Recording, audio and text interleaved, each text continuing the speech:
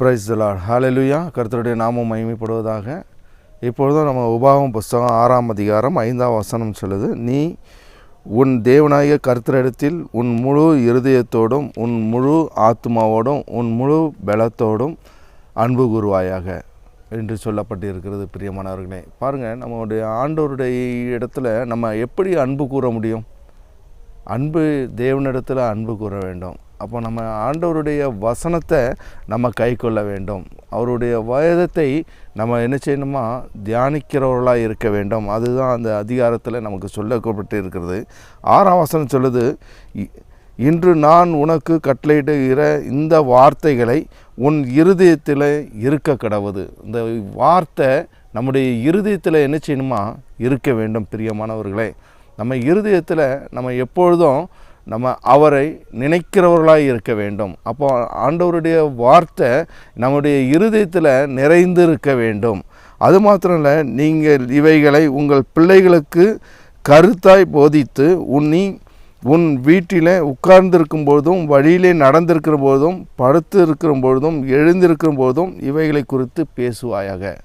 நம்ம பிள்ளைகளுக்கு நம்ம பிள்ளைகளுக்கு எல்லாத்துக்கும் என்ன செய்யணுமா, தேவனுடைய வசனத்தை நம்ம இருக்கும்பொழுது நடக்கும்பொழுது என்ன செய்யணுமா, முழு நேரமும் கர்த்தருடைய வசனத்தை நம்ம என்ன சொல்லணும், நம்ம பிள்ளைகளுக்கு என்ன செய்யணும், தாய் தகப்பமார் தாத்தா பாட்டிமார் பேர பிள்ளைகளுக்கு எல்லாத்துக்கும் உட்கார வச்சு என்ன செய்யணுமா, வேதத்தை நம்ம சொல்லி கொடுக்கிறவர்களாக இருக்க வேண்டும். பிரியமானவர்களே, அப்பொழுது தான் தேவனுடைய வார்த்தை நமக்குள்ளே என்ன செய்யும், வேரூன்றி வளரச் செய்யும்.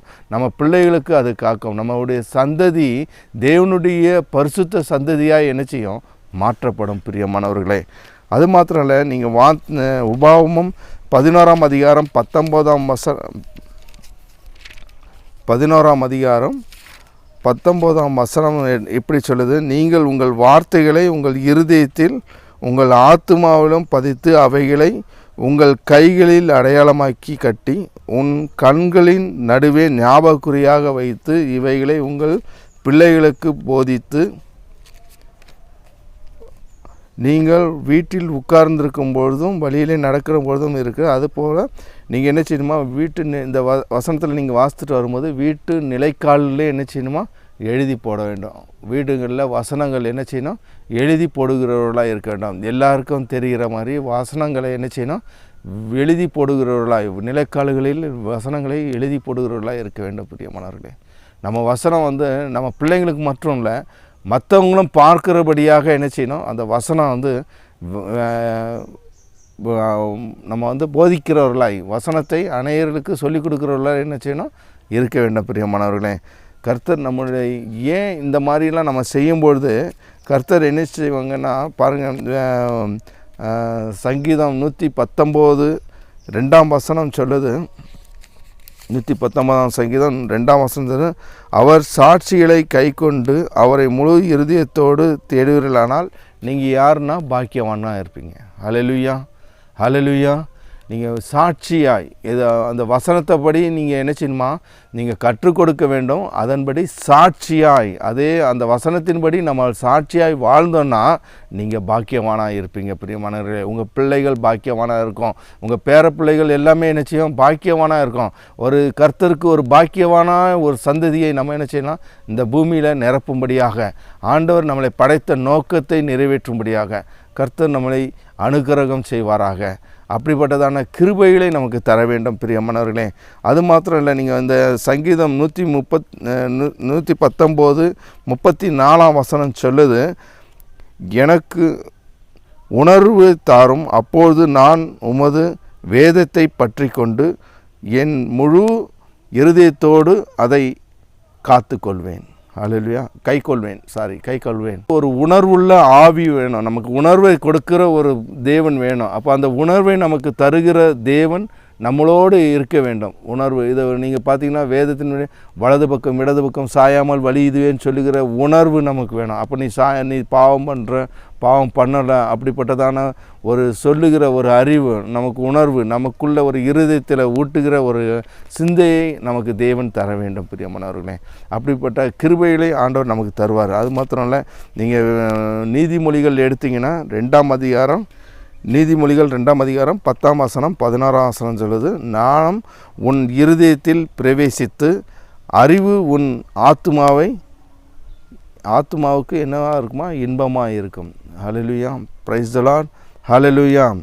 ஞானம் உன் இருதயத்தில் பிரவேசித்து அறிவு என்ன செய்யுமா, நம்முடைய ஆத்துமாவுக்கு இன்பத்தை கொடுக்கும். பிரியமானவர்களே, நம்ம இன்பமாக வாழணும்னா நம்முடைய அறிவு என்ன செய்யணும், நம்மளுடைய ஆத்மாவுக்கு அறிவு விட்டதாக இருக்கணும். அந்த அறிவு எப்படிப்பட்ட எங்கேருந்து வரணும்னா, கர்த்தருக்கு பயப்படுதலே ஞானத்தின் ஆரம்பம். ஹல்லேலூயா. கர்த்தருக்கு பயப்படுகிற பயம், கர்த்தரை நம்ம பற்றி கொள்ளுகிற ஒரு வைராக்கியம், கர்த்தரை அறிந்து கொள்ளுகிற ஒரு அறிவு, இதுதான் என்ன செய்யுமா, நம்முடைய வாழ்க்கையில் இன்பத்தை கொடுக்கும். பிரியமானவர்களே, இன்பமான ஒரு வாழ்க்கை வாழணும்னா இந்த வேத வசனம், இந்த வார்த்தைகளை நம்ம இருதயத்தில் பதித்து கொள்ள வேண்டும். நம்ம மணி கை வாட்சி போடுறோமோ இல்லையோ, நம்ம வாட்சி இதுக்கு போட்டு பார்க்குற மாதிரி நம்ம கையிட்டு எத்தனை வசனம் எந்த வசனன்றதை நம்ம ஞாபகக்குறியாக வைக்க வேண்டும் என்று வேத வசனம் அவ்வளோ தெளிவாக சொல்லுது. பிரியமானவர்களே, இன்றைக்கி நம்ம பார்க்குறோம் மெமரியாக என்னென்னமோ மக்கள் என்ன செய்கிறாங்க,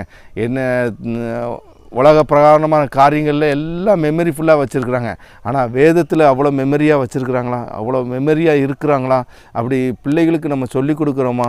யோசித்து பாருங்கள், சிந்தித்து பாருங்கள் பிரியமானவர்களே. அப்படிப்பட்ட ஒரு கிருபையை ஆண்டவர் தரும்படியாக நம்ம தொடர்ந்து நம்ம ஜெபம் பண்ணுவோம். அந்த உணர்வுள்ள ஆவியை எங்களுக்கு தாங்கப்பா, எங்களுக்கு உணர்வை எங்களுக்கு தாங்க அப்படின்னு சொல்லி நம்ம கேட்போம். கர்த்தர் நமக்கு அந்த மாதிரி ஒரு ஆசீர்வாதத்தை தருவாங்க. அது மட்டும் இல்லை, நீங்கள் யாக்கோபு 1ஆம் அதிகாரம் 5ஆம் வசனம் சொல்லுது, உங்களில் ஒருவன் ஞானத்தில் குறைவுள்ளவனாய் இருந்தால் யாவருக்கும் சம்பூர்ணமாய் கொடுக்கிறவரும் ஒருவனும் கடிந்து கொள்ளுகிறவருமாய் இருக்கிற தேவனிடத்தில் கேட்க கடவன், அப்பொழுது அவனுக்கு கொடுக்கப்படும்.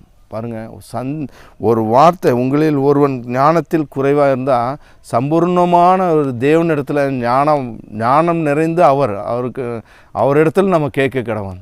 அவர் என்ன செய்யணுமா, எல்லளவு என்ன செய்யக்கூடாது, சந்தேகப்படாமல் கேட்கணும். ஆண்டவர்கிட்ட கேட்டால் கண்டிப்பாக கிடைக்கும்னு சொல்லி அந்த வசனம், அதுக்கு பின்னாடி உள்ள வசனம்லாம் அதான் சொல்லுது. இருமனம் உள்ளவன் தன் வழியிலெல்லாம் நிலையற்றவனாக இருக்கான். 2 மனம் உள்ளவனாக இருப்பாங்க. அவங்க இருமனம் உள்ளவங்க எதுலேயுமே சாதிக்க முடியாது. பொறுமையாக ஆண்டவருக்காக வாழ்ந்து நம்ம இருமனம் இல்லாமல் ஒரே மனமாக ஒரே இடத்துல தேவனை மகிமைப்படுத்துகிறவர்களாய் ஆசீர்வாதமாய் சந்ததியை உருவாக்கும்படியாக இந்த வார்த்தைகளை கொண்டு ஆண்டவர் நம்மளை ஆசீர்வதிப்பாராக. Amen. Hallelujah. Praise the Lord. இந்த வீடியோ உங்களுக்கு ஆசீர்வாதமாக இருந்திருக்கும் என்று நம்புகிறோம். இந்த வீடியோவை லைக் செய்து உங்கள் நண்பர்களுடன் பகிர்ந்து கொள்ளுங்கள். இந்த வீடியோவை பற்றி உங்களுடைய கருத்துக்களையும் சாட்சிகளையும் கமெண்ட் செக்ஷனில் தெரியப்படுத்துங்க. தொடர்ந்து நம்ம சேனலில் வர்ற எல்லா வீடியோவும் மிஸ் பண்ணாமல் பார்க்குறதுக்கு நம்ம சேனலை சப்ஸ்கிரைப் பண்ணி வச்சுக்கோங்க. உங்கள் ஜெப உதவிக்கு 94 43 52 76 77 என்ற எண்ணிற்கு தொடர்பு கொள்ளுங்கள். கர்த்தர் உங்களை ஆசீர்வதிப்பாராக.